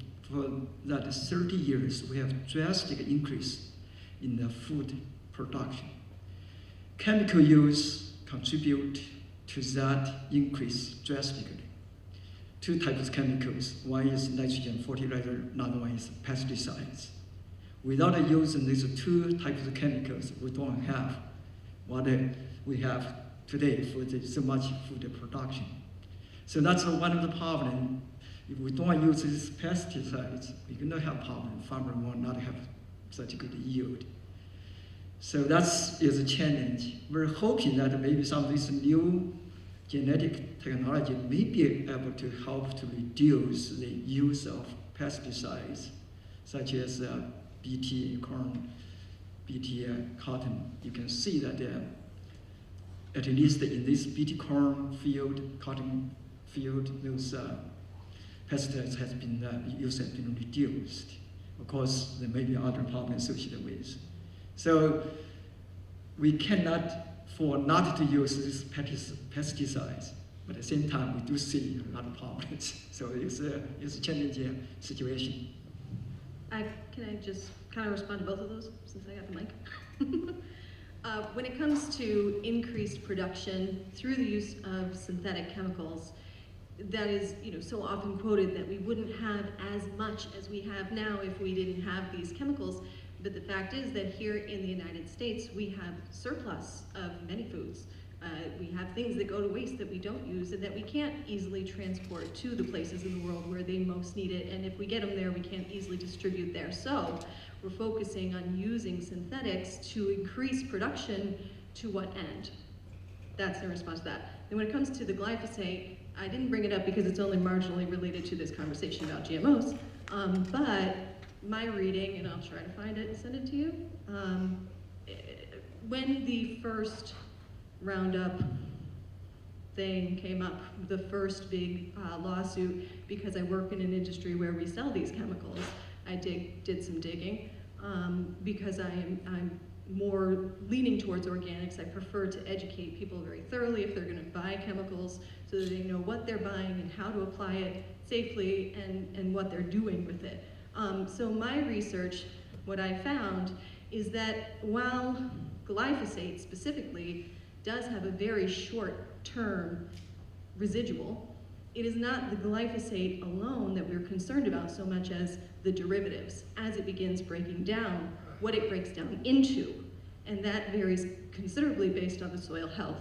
So that's the article I'll try to find for you. Okay, please do.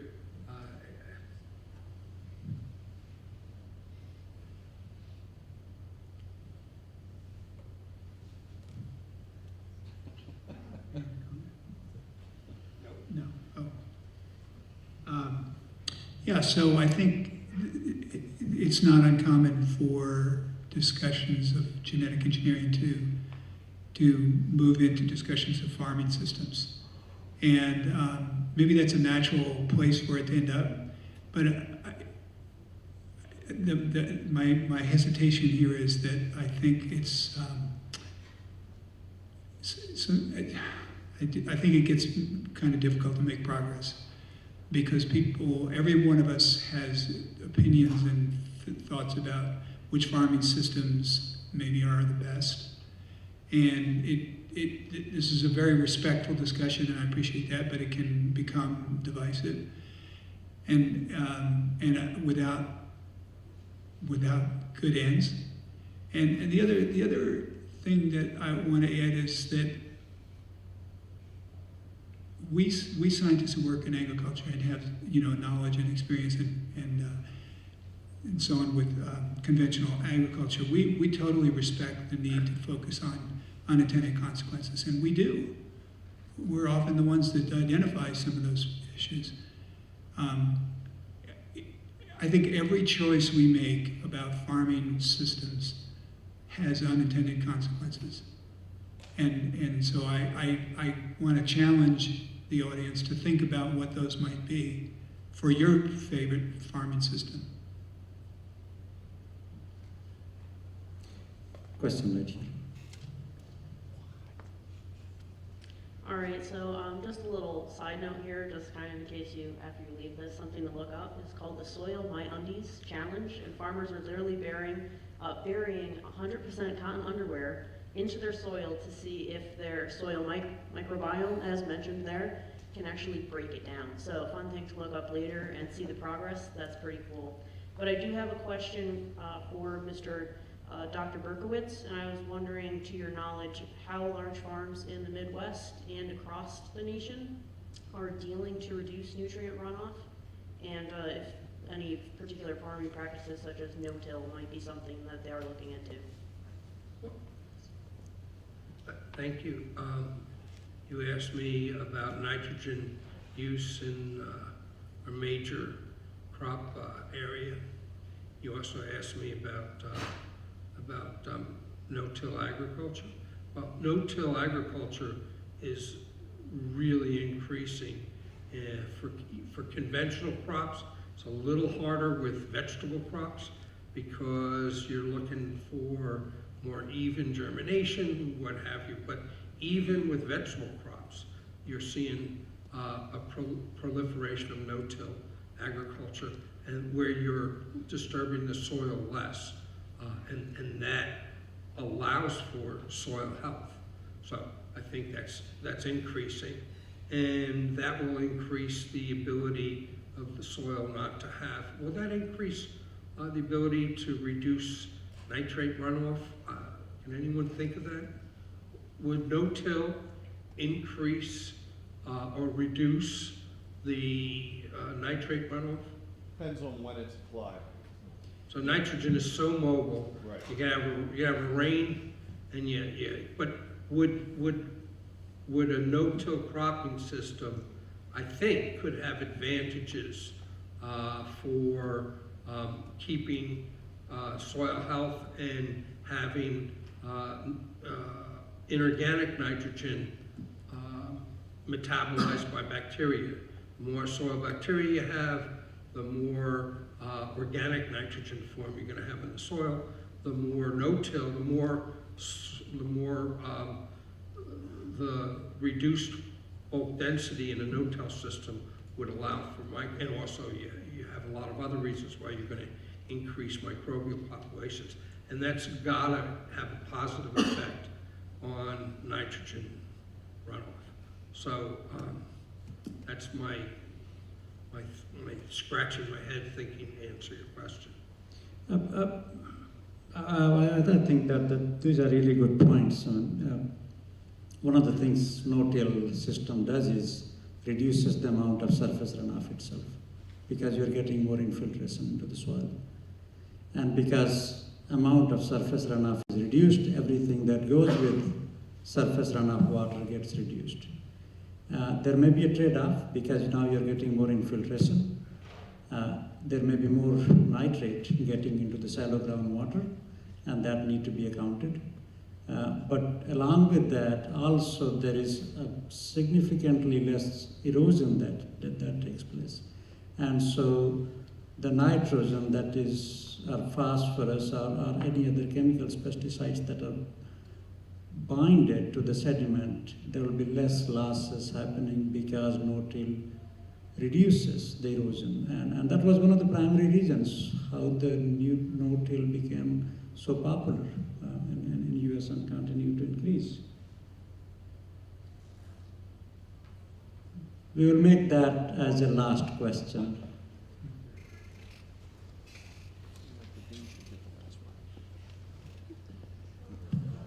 We have focused a great deal, in fact almost exclusively tonight, on the GMO concepts is based on what the United States looks like.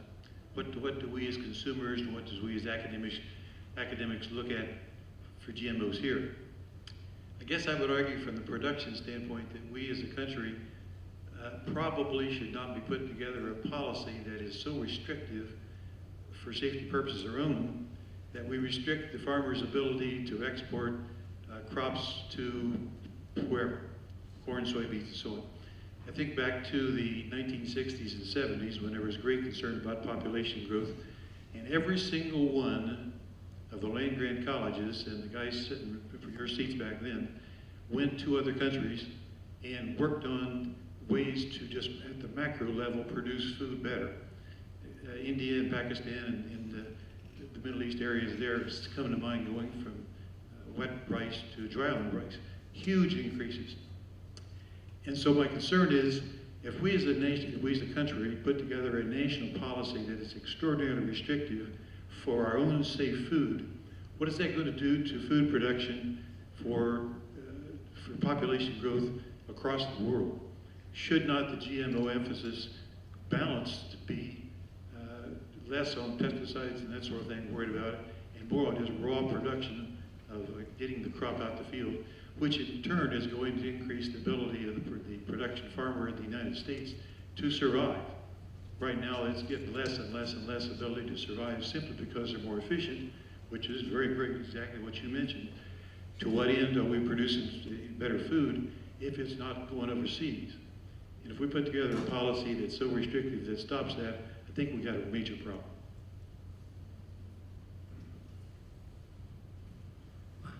What policies are you referring to that would restrict ability for food exports? I don't know.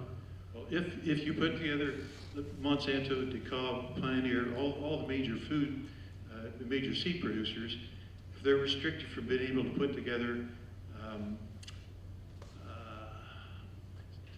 genetic strains that are considered to be GMO, in many of the countries overseas, someplace say we won't accept GMO type things, but we will produce something that is transgenic that will be able to double the production of what may be. If our GMO labels on there restrict that seed production, they can't, our farmers can't produce that feed or that seed to be able to go overseas to generate more food. Okay. Well, I don't understand how labeling either a crop is or is not transgenic, and Europe or a foreign country is either going to allow or not allow transgenic crops. And I don't understand how any kind of policy regarding GMOs would influence that, but that's beyond my realm of understanding, so I should just be quiet and say goodnight and thank you. Okay, thank you so much. I learned a lot tonight. Certainly my knowledge about many of the issues related to GMO has increased, and I hope that so is yours. And so I suggest that don't stop the conversations here. Whatever side of the GMO you are on, continue the conversations, continue to seek the truth, and most importantly, continue to seek the science-based information so that you can make better decisions on whatever side you are on. that your decision should be based on the facts and should be based on the science. I want to thank the three distinguished panelists for bringing the science-based information and for engaging our audience on a number of really excellent questions tonight. So thank you so much.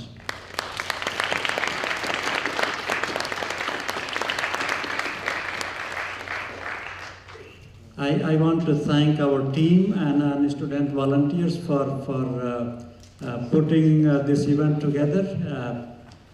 And again, thank you so much for coming to this panel discussion. Good night.